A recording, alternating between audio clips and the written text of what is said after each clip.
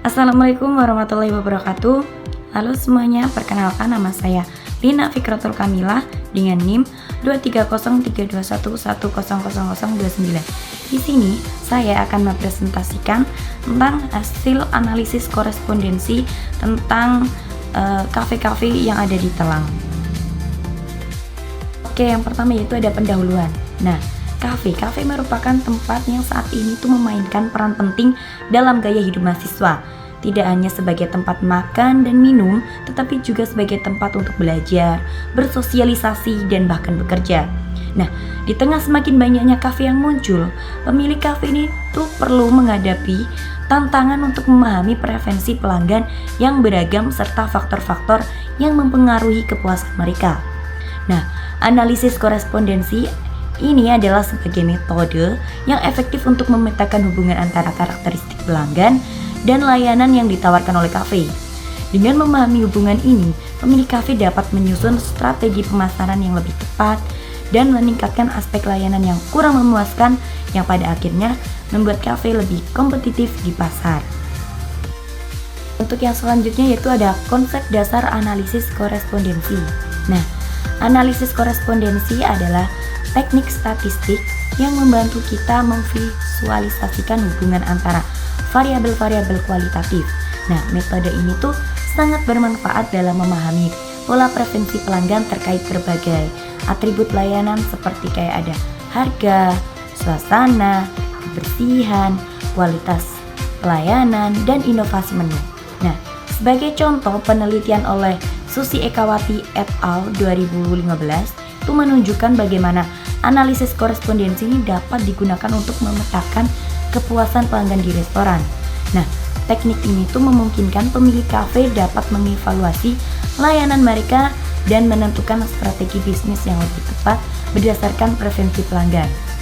Adapun untuk penelitian terdahulu, terdapat berbagai penelitian yang telah menggunakan analisis korespondensi untuk memahami preferensi pelanggan di kafe. Misalnya, ada penelitian oleh Sulaiman et al. 2020 itu menemukan bahwa suasana dan kenyamanan serta kualitas pelayanan itu adalah faktor yang penting yang menarik pelanggan ke kafe di Banda Aceh.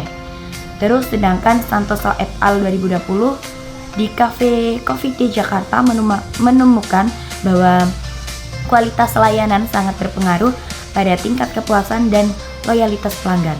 Nah, temuan-temuan ini pula yang relevan dengan konteks kafe di Telang, dan dengan memulai penelitian ini tuh kita bisa mengombinasikan elemen-elemen seperti kayak harga, kebersihan, dan inovasi menu untuk memberikan wawasan lebih dalam tentang preferensi pelanggan di wilayah Telang ini.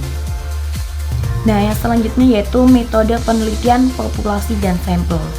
Nah, penelitian ini tuh dilakukan dengan melibatkan mahasiswa di Universitas Trunojoyo Madura di Desa Telang yang menjadi pelanggan di beberapa kafe seperti kayak ada Cafe Joy, Selalu Cafe, Cafe BBL, Apota Cafe, Cafe Kopdes. Terus tujuannya sendiri ini tuh untuk menganalisis faktor-faktor yang mempengaruhi kepuasan dan preferensi pelanggan terhadap layanan kafe, termasuk seperti kayak ada harga, kualitas pelayanan, kebersihan, suasana, dan inovasi menu. Nah, dengan menggunakan teknik sampling acak stratified ini, saya melibatkan 35 responden untuk mendapatkan gambaran yang akurat mengenai preferensi dan kepuasan pelanggan di kafe-kafe tersebut. Nah, teknik pengumpulan datanya sendiri nih, data dikumpulkan melalui kuesioner yang saya rancang khusus untuk mengumpulkan informasi tentang preferensi pelanggan di kafe-kafe Telang. Nah, kuesioner ini saya bagi menjadi dua bagian. Yang pertama ada informasi demografis pelanggan seperti ada usia dan jenis kelamin. Terus yang kedua ada atribut kafe yang meliputi kayak ada harga, pelayanan, kebersihan suasana, terus ada suasana juga, terus ada kenyamanan, serta inovasi menu. Nah, responden ini nanti diminta untuk menilai atribut tersebut yang kemudian akan dianalisis untuk menentukan faktor mana sih yang paling berpengaruh pada pilihan mereka. Tutorialnya sendiri yaitu yang pertama kita copy dulu datanya. Nah, adapun data-data ini tuh didapat dari hasil kuesioner. Setelah di copy, pergi ke aplikasi SPSS, kita buka data baru, data view, klik kanan paste with variable names, lalu ke variabel, jangan lupa ini dikasih underscore, terus valuesnya bagian nama ini kita sesuaikan penamaannya sesuai dengan yang ada di data. Ini ada harga, dua ada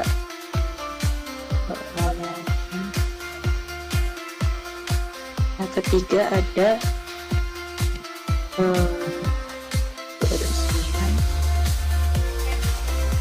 keempat ada suasana.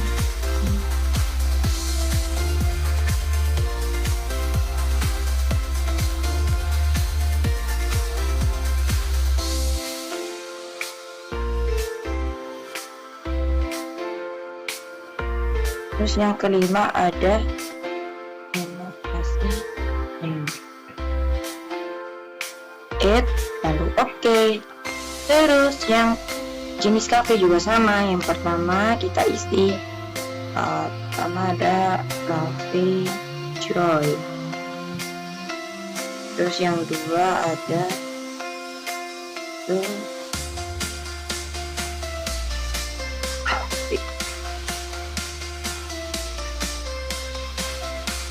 terus yang ketiga ada PWBL, yang keempat ada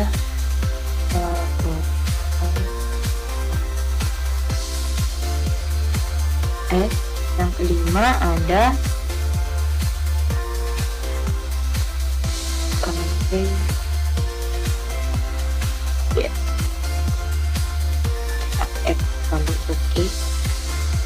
Itu bagian missionnya yang aspek keunggulan sama jenis cafe itu ganti ke nominal. Terus yang bagian jumlahnya ganti ke scale. Terus ke data, big data, ke week cases, white cases by week. Yang bagian jumlah masukkan ke frekuensi variable, terus oke. Setelah seperti ini, analyze, dimension reduction, korespondensi analisis, aspek unggulan masukkan ke row, jenis cafe masukkan ke kolom, bagian statistik, klik row dan kolom poin, continue, bagian plotsnya sama,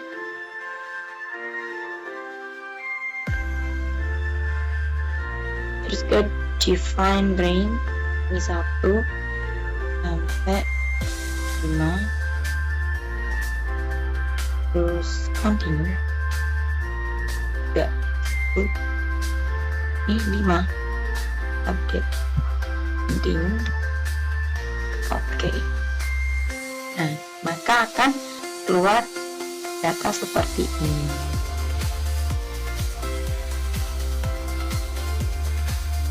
Lalu untuk selanjutnya mengenai hasil dan pembahasan. Nah, yang pertama ada deskripsi data. Nah, deskripsi data dan hasil analisis korespondensi dari survei terhadap 35 responden yang mana terdapat mayoritas perempuan sebanyak 62,9% dan sebagian besar berada di rentang usia 19-20 tahun. Nah, responden ini tuh nanti diminta untuk menilai 5 kafe berdasarkan atribut pelayanan mereka. Terus hasil analisis korespondensi ini juga menunjukkan bahwa selalu kafe itu menonjol dalam hal harga. Terus kalau kafe BBL itu unggul dalam pelayanan. Terus kalau Lapota Cafe itu dalam kebersihan. Sementara Cafe Joy menonjol dalam inovasi menu. Nah, untuk analisis ini tuh memberikan wawasan tentang bagaimana sih setiap kafe ini tuh memiliki keunggulan tertentu yang dapat menarik pelanggan. Selanjutnya ada tabel korespondensi. Nah, tabel ini tuh menunjukkan hasil analisis korespondensi berdasarkan atribut layanan di 5 kafe yang diteliti. Nah, setiap kafe ini tuh dinilai berdasarkan beberapa faktor seperti kayak ada harga, pelayanan, kebersihan, dan suasana, kenyamanan, serta ada inovasi menu. Nah, dari tabel ini itu kita bisa melihat ya bahwa harga tertinggi berada di Selalu Cafe dengan 12 responden yang memilih sebagai keunggulan utama. Sementara Cafe Joy berada di posisi terendah dengan hanya 4 responden. Nah, pelayanan terbaik ini tuh diidentifikasi pada Cafe BBL dengan 16 responden, sementara untuk yang di Selalu Cafe berada di posisi terendah dengan 3 orang. Nah, untuk kebersihan sendiri, Lapota Cafe ini dinilai tertinggi dengan 11 orang yang memilih, dan Cafe Kopdes itu termasuk masuk dalam golongan terendah dengan 4 orang yang memilih. Terus untuk suasana dan kenyamanan tertinggi ada di Lapota Cafe dengan 13 responden, sedangkan untuk Cafe BBL terendah dengan hanya ada 4 responden. Terus terakhir ada inovasi menu, tertinggi ada di Cafe Joy dengan 12 orang yang menilai inovasi menu sebagai faktor unggulan, sementara di Lapota Cafe dinilai terendah dalam inovasi menu dengan hanya 3 responden saja yang memilih. Nah, untuk tabel raw profil itu tabel ini memperlihatkan profil baris dari tabel kontingensi yang menunjukkan bagaimana distribusi masing-masing kategori layanan di antara kafe yang ada. Nah, misalnya pada atribut harga, Selalu Cafe ini tuh memiliki proporsi tertinggi sebesar 0,343, sementara Cafe Joy memiliki proporsi terendah sebesar 0,114. Pada atribut pelayanan, Cafe BBL ini menempati posisi tertinggi dengan proporsi sebesar 0,286, sementara Selalu Cafe berada di posisi terendah dengan nilai 0,086. Nah, untuk kebersihan di Lapota Cafe ini tuh menonjol dengan proporsi sebesar 0,314, sedangkan Cafe Kopdes memiliki nilai terendah sebesar 0,114. Untuk suasana dan kenyamanan, Lapota Cafe sekali lagi menonjol dengan proporsi sebesar 0,371 dan Cafe BBL terendah dengan 0,114. Terakhir, dalam hal inovasi menu, Cafe Joy memimpin dengan proporsi tertinggi sebesar 0,343, sedangkan Lapota Cafe berada di posisi terendah dengan proporsi sebesar 0,086. Nah, tabel ini tuh membantu kita untuk memahami distribusi preferensi pelanggan berdasarkan setiap atribut layanan. Nah, untuk tabel kolom profil sendiri, tabel ini tuh menunjukkan profil kolom yang mana menggambarkan distribusi kategori kafe di antara atribut lainnya. Nah, pada Cafe Joy, inovasi menu adalah atribut tertinggi dengan proporsi 0,343, sedangkan harga menjadi yang terendah dengan proporsi 0,144. Kalau di Cafe Selalu, atribut tertingginya adalah harga dengan proporsi 0,375, sedangkan pelayanan adalah yang terendah dengan proporsi 0,094. Nah, Cafe BBL ini tuh menonjol dalam pelayanan dengan proporsi tertinggi sebesar 0,286, sedangkan suasana dan kenyamanan tuh berada di posisi terendah dengan proporsi 0,114. Kalau di Lapota Cafe itu memiliki proporsi tertinggi dalam atribut suasana dan kenyamanan, yang mana sebesar 0,317. Tetapi untuk proporsi terendah dalam inovasi menu, mana sebesar 0,073. Kalau Cafe Kopdes memiliki proporsi yang tertinggi itu pada inovasi menu sebesar 0,313, sedangkan pelayanan dan kebersihan berada di posisi terendah dengan proporsi 0,125. Nah, melalui tabel ini nih kita bisa melihat loh bagaimana sih caranya memahami tiap kafe memiliki keunggulan dalam atribut tertentu yang dapat digunakan pemilik kafe untuk menyusun strategi peningkatan layanan. Nah, untuk tabel summary ini tuh memberikan gambaran mengenai hasil analisis korespondensi dengan fokus pada dimensi yang digunakan. Nah, dari output ini tuh kita bisa hanya menggunakan dua dimensi utama, yaitu ada dimensi 1 dan dimensi 2, karena keduanya ini tuh memiliki nilai yang cukup besar dibandingkan dengan dimensi lainnya. Nah, dimensi 1 itu menjelaskan sebesar 48,3% dari total variance data, sedangkan untuk dimensi yang 2 menjelaskan 40,4% dengan total kumulatif sebesar 88,7% dengan varian data. Nah, hal ini berarti dua dimensi ini tuh sudah cukup untuk memberikan dan menggambarkan sebagian besar hubungan antara kategori dalam analisis korespondensi. Nah, inersia pada tabel ini tuh menunjukkan jumlah total variance yang dijelaskan oleh kedua dimensi tersebut. Nah, sedangkan proportion of inertia ini tuh menunjukkan kontribusi masing-masing dimensi terhadap total variance. Nah, dengan demikian ini kita bisa menyimpulkan bahwa kedua dimensi ini tuh sudah cukup untuk menggambarkan hubungan antara atribut layanan dan preferensi pelanggan terhadap kafe-kafe yang diteliti. Untuk visualisasi hasil analisis ini tuh dapat membantu kita untuk memahami pola interaksi antara kategori secara lebih mendalam. Untuk tabel overview column point itu menunjukkan kontribusi masing-masing kategori terhadap total varian yang dijelaskan oleh setiap dimensi. Yang mana pada dimensi 1 kategori dengan kontribusi tertinggi adalah dari Cafe Joy dengan nilai kontribusi sebesar 0,387, yang berarti bahwa Cafe Joy ini tuh memainkan peran penting dalam menjelaskan dimensi ini. Sementara itu pada dimensi 2 kategori dengan kontribusi tertinggi adalah di Selalu Cafe dengan nilai kontribusi sebesar 0,473. Mana ini tuh menunjukkan bahwa Selalu Cafe memberikan kontribusi besar dalam dimensi kedua yang mungkin terkait dengan harga yang menjadi keunggulannya. Terus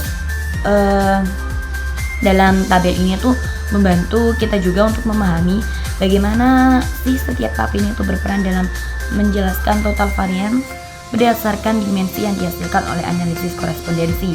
Nah, kategori kafe yang berkontribusi besar menunjukkan bahwa aspek-aspek tertentu seperti kayak ada inovasi menu di Cafe Joy dan harga di Selalu Cafe itu merupakan elemen yang paling menonjol di masing-masing kafe.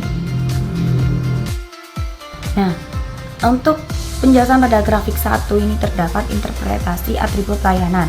Nah, grafik ini tuh memperlihatkan kedekatan antara kategori atribut layanan pada beberapa kafe yang dianalisis.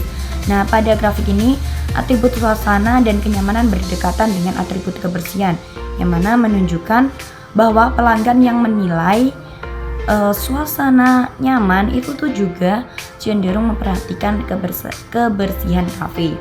Sebaliknya, atribut harga dan pelayanan terlihat berjauhan, yang mana itu menunjukkan bahwa pelanggan tidak selalu melihat hubungan yang kuat antara harga yang lebih murah dengan pelayanan yang lebih baik. Nah, melalui grafik ini kita dapat melihat dan dapat memahami hubungan antara pola yang mirip antara kategori layanan dan bagaimana pelanggan ini tuh mengkaitkan pengalaman mereka dengan atribut tertentu. Untuk yang grafik kedua itu terdapat kedekatan antara kafe, yaitu pada grafik ini kita dapat melihat kedekatan antara berbagai kafe berdasarkan atribut layanan.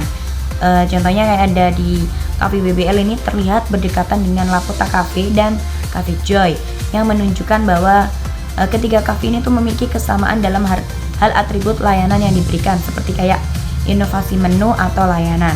Sebaliknya, untuk yang di Selalu Cafe terlihat cukup berjauhan dari Lakota Cafe, yang mana menunjukkan bahwa Selalu Cafe ini mungkin memiliki keunggulan yang berbeda seperti harga yang lebih kompetitif dibandingkan dengan Lakota Cafe yang lebih unggul dalam suasana dan kebersihan. Nah, grafik ini tuh membantu kita untuk memetakan posisi masing-masing kafe dalam hal daya tarik atribut layanan bagi pelanggan.